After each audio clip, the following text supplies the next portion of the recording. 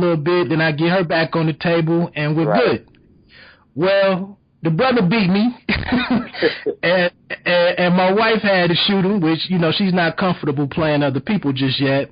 Right. So, you know, after we wrapped it up that night, I think he might have played, I think on the next game, I came back to the table, he might have scratched or something on the 8-ball, so I won, and we were done for the night. So, on the way home that night, I get an earful about how I let another brother mess up our night out.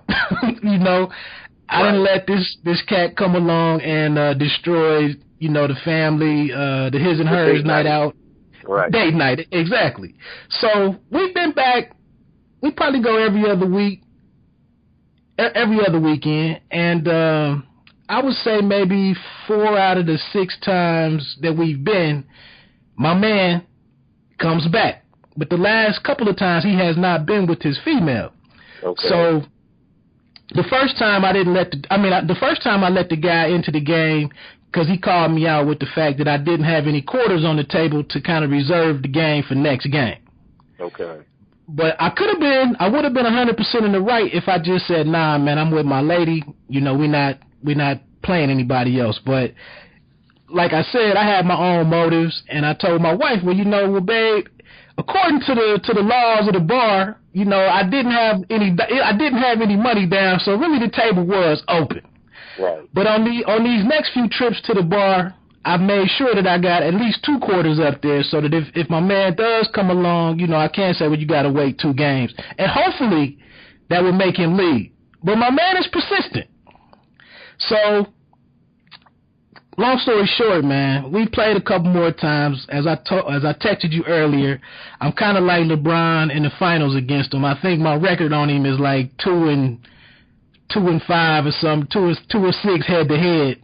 So, you know, he's just spending a little too much time in our situation. And then on top of that, like I told you, it cracks me up. And me and my wife got back in the car this past weekend, and we looked at each other at the same time like, why doesn't he ask any other white people to play at their table? Why does he just sit and wait for me and her?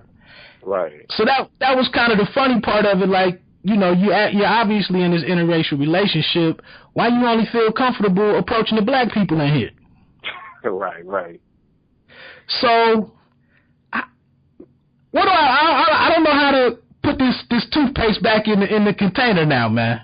Man, you know what that is, man? That's you gotta pull dude to the side, you know, and just explain to dude, because at the end of the day, you know, I'm one of the people who agree with the whole statement, you know, happy wife, happy life. I think the problem is we leave it there, you know what I mean? And we don't bring in no witty word that rhymes with husband or whatever, but you know what I mean? So, you know, cause it's always like happy wife, happy life, and period. And I'm like, no, comma, and happy husband, something, you know, something or whatever. But I mean, I think you gotta just pull dude to the side, like, look, my dude, like, this is time. You know, this is me and wifey's time. That's it. And maybe even with you could maybe take a day or maybe after work or whatever, be like, look, we can wake up and shoot on another day.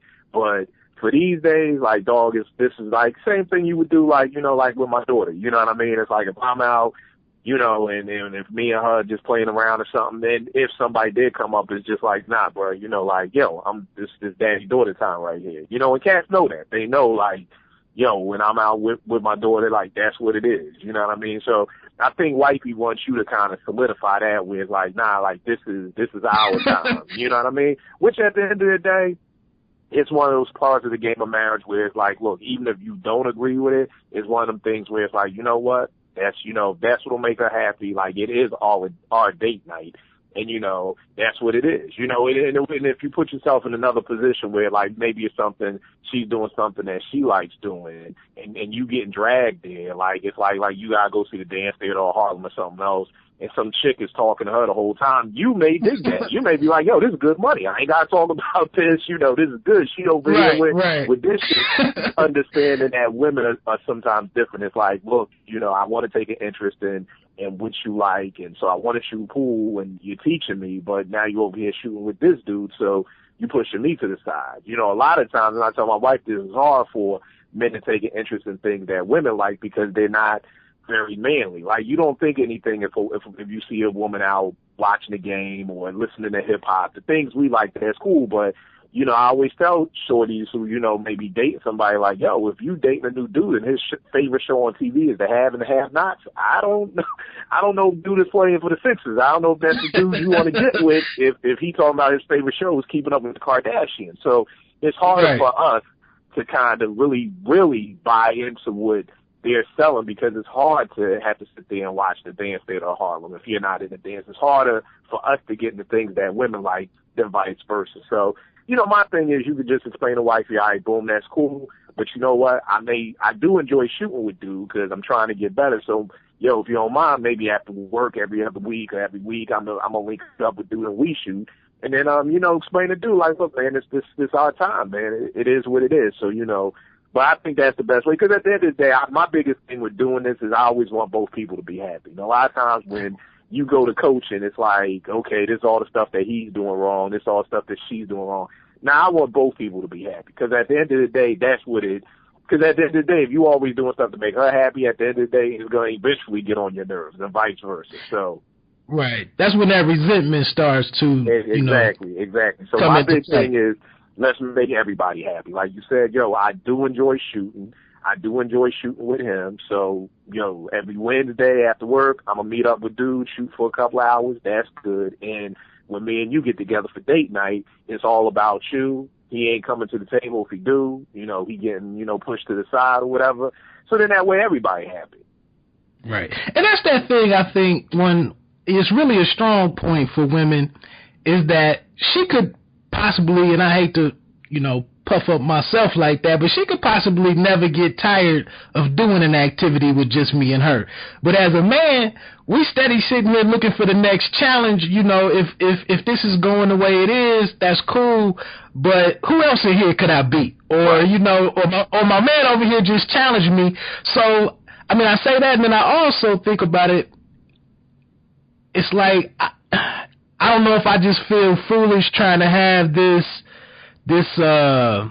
real life conversation with this stranger. I really don't know the brother other than the 6 times that I've seen him, but it's like I gotta dig down deep to kind of communicate to you what's going on here in a way like I'm still a man about mine, but bro, right now, just respect my space. But I thought he would have got that already, like when I explained to him the first time. Right. So I guess that's what's kind of turned me off, is like.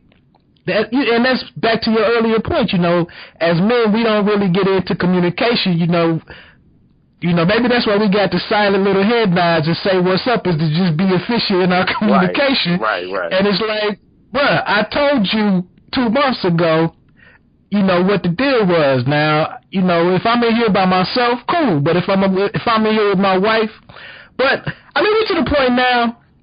Next time I see him, I think we've encountered each other enough times now that, hey, my man, tonight just not that night, man, or, and actually, Kill, last week, man, I tried to go to another spot that I found out about already, anticipating my man showing up on us. So I tried to put another spot in my GPS, man, and when I got near that place, something went wrong with my GPS, and we actually didn't end up making it there. I was running out of time, so I just went on. Instead of losing another 10 or 15 minutes to find a new spot, I went back there, and like I said, sure enough, my man pops up. It's almost like the Gooch, you know what I'm saying? Yeah, no matter where you go, the Gooch is always popping up out of nowhere. Yeah, it's like the date night Gooch, but I'm gonna set my man straight, man. I just thought we'd talk about something. It might be some other, over 35-year-old brothers out here or listeners that just get out here and find themselves in interesting situations. So I thought I'd share that with the people. Yeah, no doubt. Like I said, man, the biggest takeaway for me is just always both folk gotta be happy. And a lot of times, and a lot of times I don't even think it's the woman's fault. I think society has kind of just said, women win. You know what I mean? And, women, of course, are going to run with that. And men, we so stupid, we just like, okay. Like, you know what I mean? So right. It's just, I'll never blame the women for that. But, I totally believe both folk got to be happy. Forget the happy wife. A happy house is good. Like, that could be the new statement. So exactly. we both need to be good. So we can't just leave it with the wife need to be good or the husband need to be good. No, the whole house need to be good. And if the house is good, we all good. So I feel exactly. So like I said, once again, this is the Pay Me No Mind show with Wood. I got my special guest, Kill, in the house today.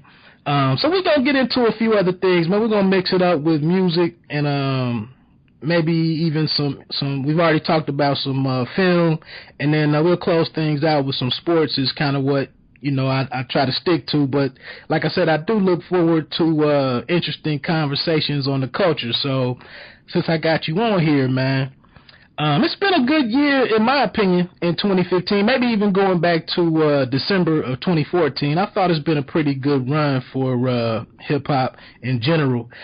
What's like three of the top most interesting moves in hip-hop so far for you this year? And it doesn't have to be, you know, like I said, an album or, you know, a song or whatever. It could be all together in the culture. It could be a new dance that was created.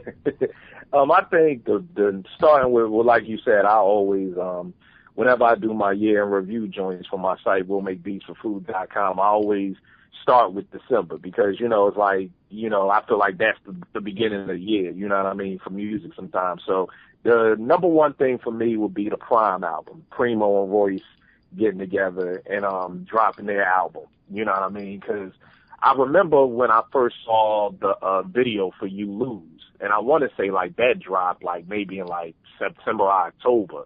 And I really couldn't believe, like, when it's like, all right, the album's coming in December. I'm like, yo, you make us wait like 3 months for this joint? Like, yo, that You Lose joint was just so sick. Royce has always been one of my favorite MCs, but I've just never been keen. By me being a producer, the first thing I always hear is the beat. So even though Royce is one of the illest, you know, if I'm not feeling your beats, it's hard for me to really get into your whole project. So I always felt like that's what kind of held Royce back from a lot of play in my rotation for me.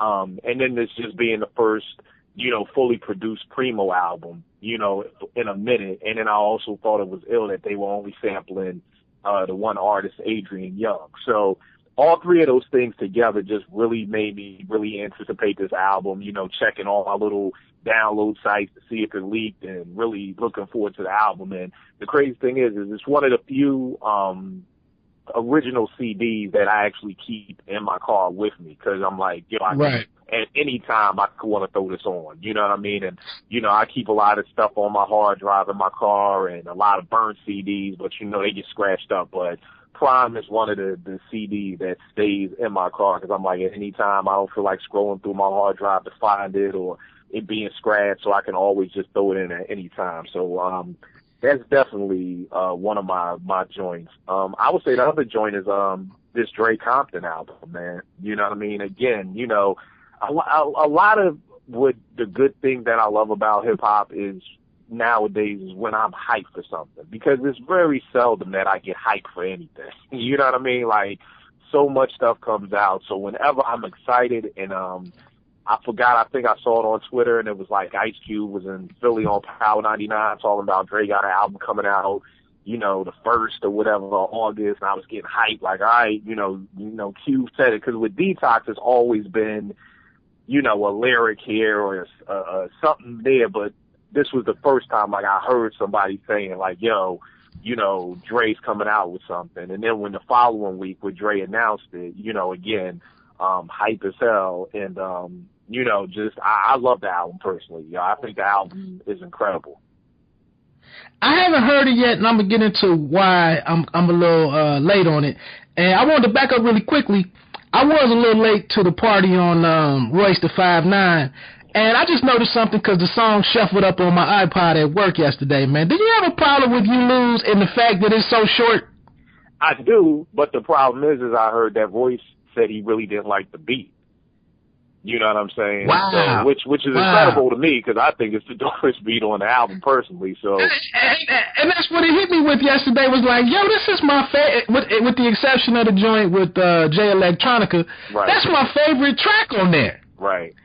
Yeah, the story is Royce wasn't feeling it, and he kind of just wrote that verse real quick, and that's why Preem doesn't talking on it, because Preem was like, yo, this joint is bananas, man. And I mean, I feel his pain, because I can't tell you how many times I played a beat for an MC, and I'm like, yo, this is incredible. And he's like, it's okay. And I'm like, yo, come on, like, at least write a quick 16 of this. And I think that's kind of how it was with Preem. Like, yo, you got, like, we can't just let this be no interlude. Like, this can't not go on the album. So they said that's why Preem kind of started talking.